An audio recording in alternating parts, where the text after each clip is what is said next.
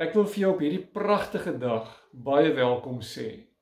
Dis my voorreg om vandag met jou te gesels, ek dink oor 'n baie aktuële onderwerp, naamlik beleef die Here God ons Vader ook emosies, soos wat ek en jy beleef. En ek gaan nie na 'n spesifieke teksgedeelte kyk nie, maar die boodskap aan die hand van 'n tematiese boodskap hanteer. Kom ons bid saam.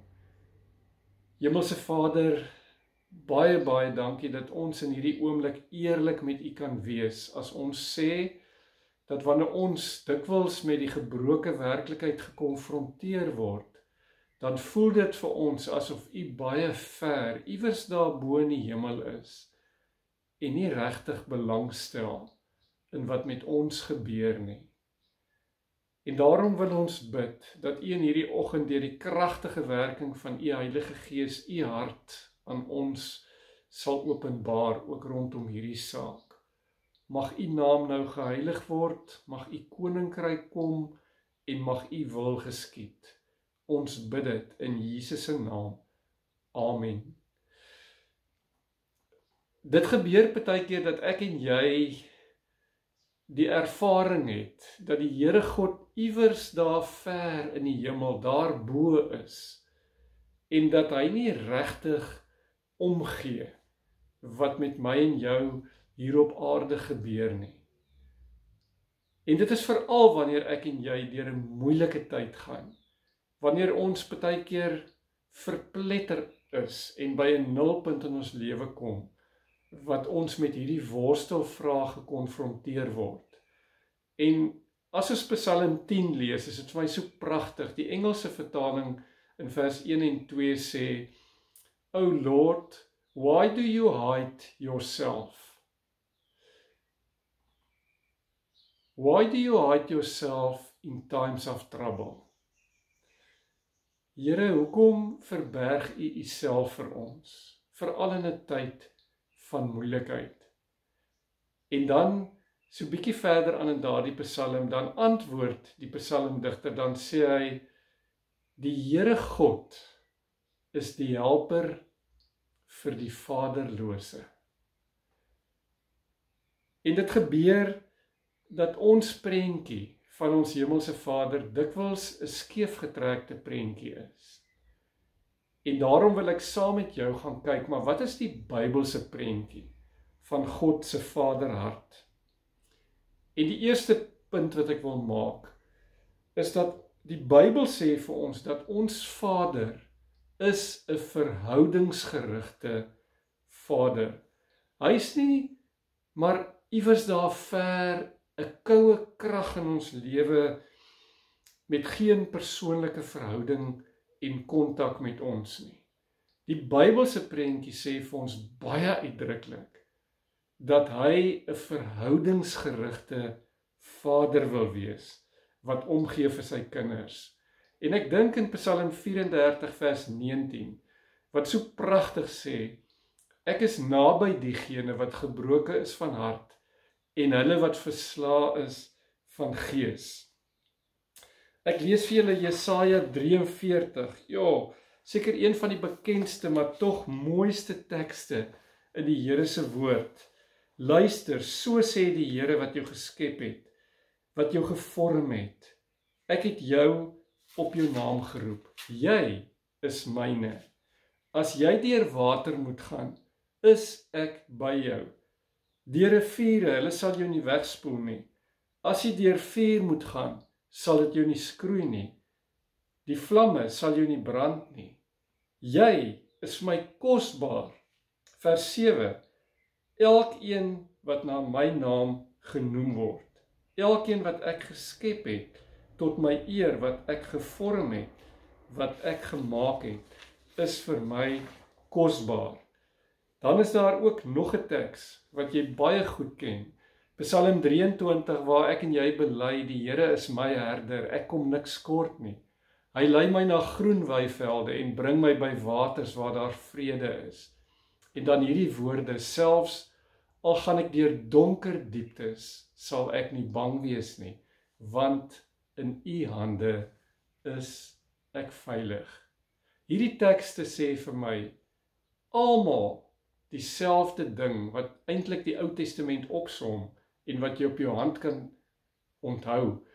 Die Here is my herder. Die Here is by my. Daarom is dit baie duidelik uit hierdie gedeeltes uit, dat ons hemelse Vader nie emosieloos is nie. In Jesus se tyd het die Griekse kultuur 'n baie belangrike rol gespeel. En een van die hoofgroeperinge van die Griekse kultuur was genoem die Stoïsyne. En hulle het geglo dat 'n mens nie emosie mag toon nie. Want as jy emosie toon of te veel emosie toon, dan het hulle dit gesien as 'n swakheid. En ons sien dit dikwels vandag. Toe ek groot geraak het, ek dink vandag in 'n mindere mate, is daar vir seuns gesê, cowboys don't cry.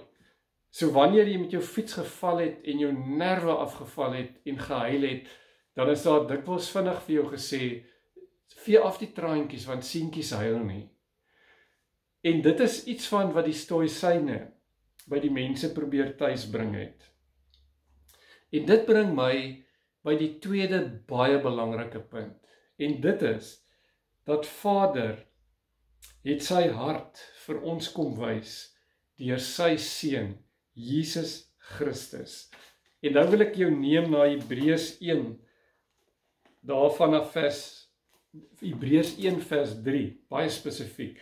Daar staan, uit Jesus straal die heerlikheid van God, en hy is die ewebeeld van die wese van God. Op 'n ander plek sê die Johannes Evangelie, as julle, sê Jesus self, as julle my gesien het, het julle die Vader gesien. Wie my nie gesien het nie, het nog nie die Vader gesien nie.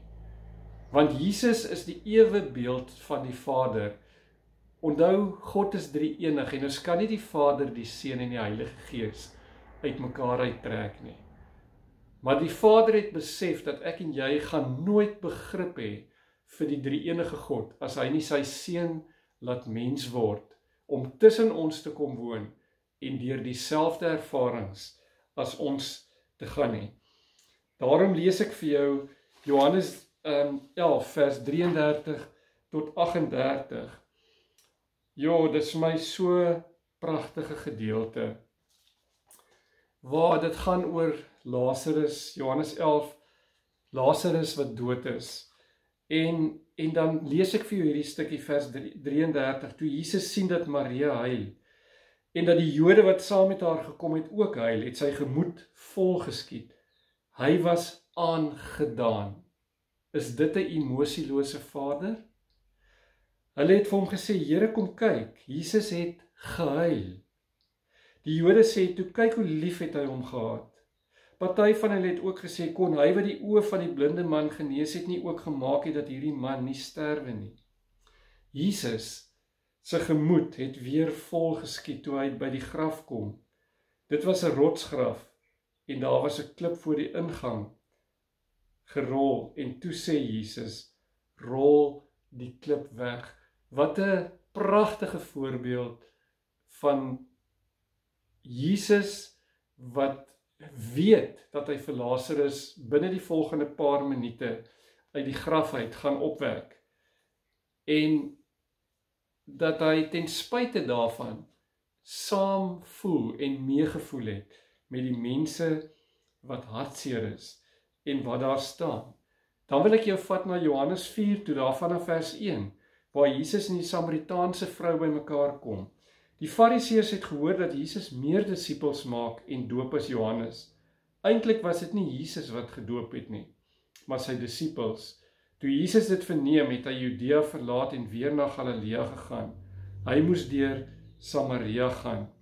En dan lees ons, hy kom toe by 'n dorp in Samaria met die naam Sigar, naby die stuk grond wat Jakob aan sy seun Josef gegee het. Die fontein van Jakob was daar en Jesus het toe, omdat hy moeg was van die reis, sommer by die fontein gaan sit. Dit was omtrent 12 uur.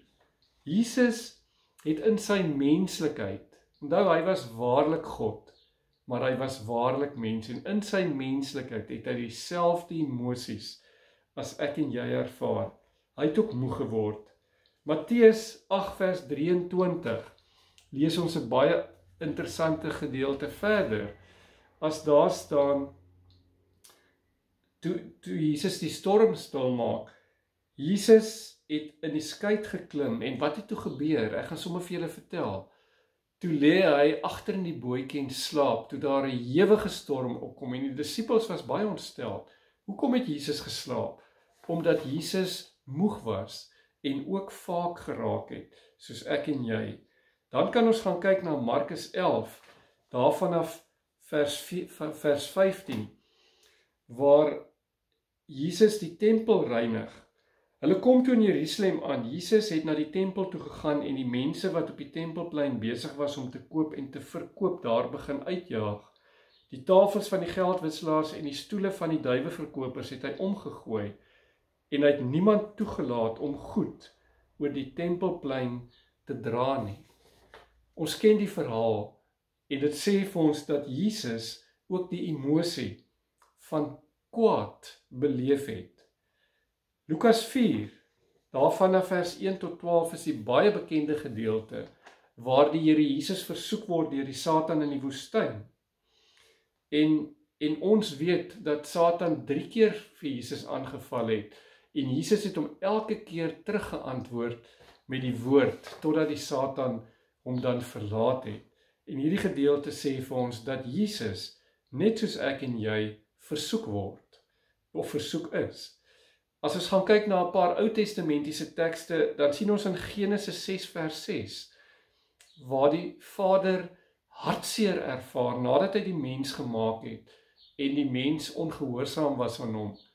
En dan sê hy net na die sondeval, dat hy spyt is, dat hy die mens gemaak het, omdat hulle vir hom soveel hartseer veroorsaak. Exodus 32, wanneer die volk Israel 'n goue kalf maak, dan is die Here so verontwaardig en kwaad, soos wat ek en jy ook hierdie emosies beleef. Hosea 11 vers 8, het vertel vir ons van Vader se innerlike worsteling met sy volk Israel, wat met hulle rug na hom toe leef. En dan sê hy, soos 'n moeder het ek jou gedra en vir jou geleer loop. En tog het jy jou rug op my gedraai. En dan sê die Here, hoe kan ek jou prys gee? Want my liefde vir jou brand te sterk. Exodus 34 vers 14 sien ons 'n baie interessante gedeelte, waar die Here God die emosie van jaloesie beleef. Ek is 'n jaloerse God, waar hy vir Moses die wet gegee het, wanneer hy nie vergelyk wil word met enige ander God of afgod in hierdie wêreld nie. Rigters 10 vers 16 sê vir ons dat God die Vader meegevoel gehad het met Israel se ellende. Lukas 22 vers 44. Dis my mooi gedeelte. Die Jesus in Getsemane. En daai gedeelte sê vir ons en ook Matteus 26, hoe dat Jesus met trane na die Here geroep het, in bloedsweet. En dan staan daar, die aand in Getsemane het hy beangs geword. En dink net wat hy moes daar ervaar het. En dit is presies dieselfde emosies wat ek en jy ervaar. En dan wil ek jou vat na die kruisigingsgedeelte toe. In die pragtige Johannes 19 vers 30, waar Jesus sy kruiswoorde uitspreek. En dan hang hy in die kruis en sy liggaam het nie meer vog binne-in nie. Hy's leeg gebloei na sy marteling. En dan is een van sy kruiswoorde, ek het dors.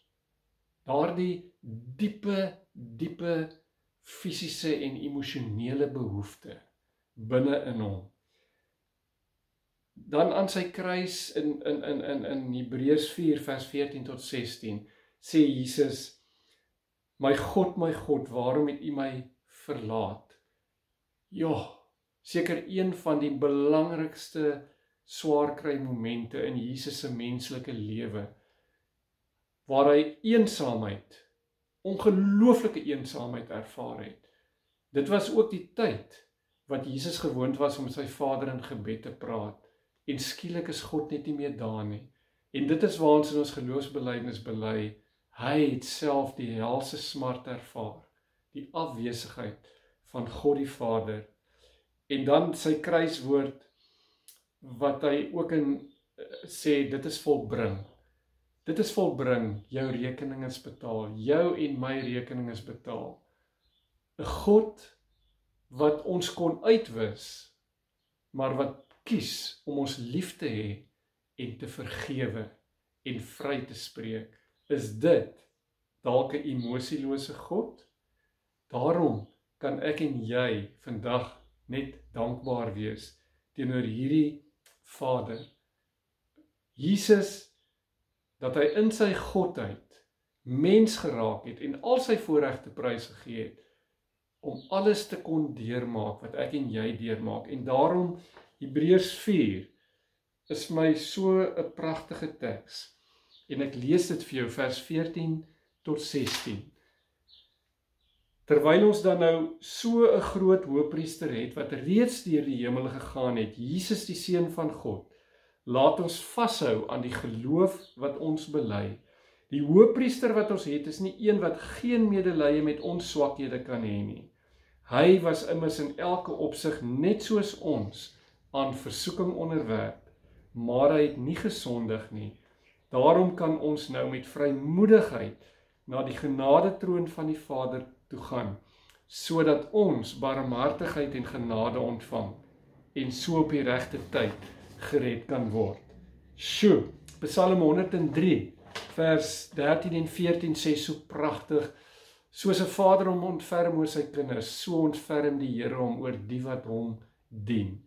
En dan hierdie woorde, hy weet waarvan ek en jy gemaak is, op grond van sy Seun, wat vlees geword het, en in ons plek hierdie harde werklikheid kom ervaar het.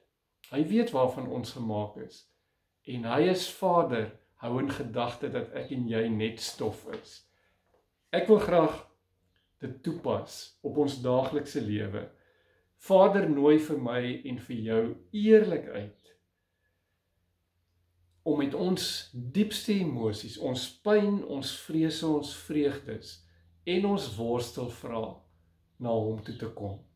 Hy verstaan, want hy, ons Vader, weet wat dit beteken om deur sy Seun 'n gekruisigde timmerman te wees, wat dors geraak het, wat God verlate geraak het, sodat ek en jy nooit weer deur God verlaat sal wees nie.